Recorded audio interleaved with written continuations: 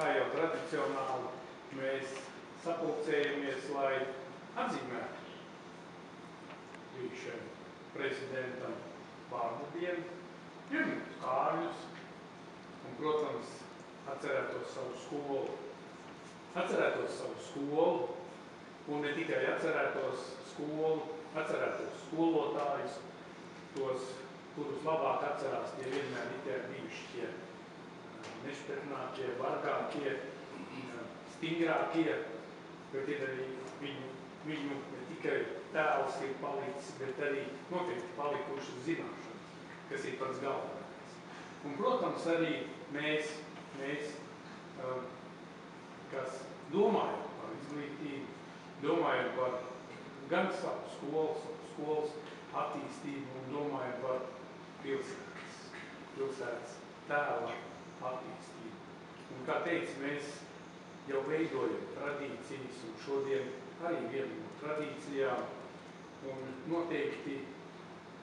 ļoti, ļoti svarīgi, lai mēs sajustu šo kopības sajūtu, lai mēs sajustu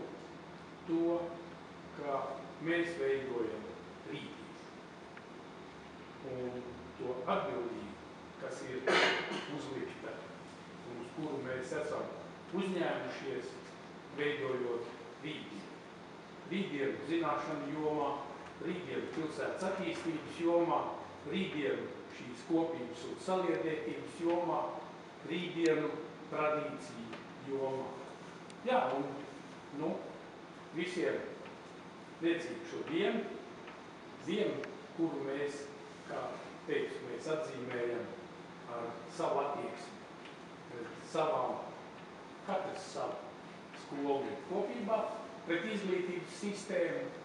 apsveicu arī, protams, ar jaunu valdību, jaunu izglītības ministru,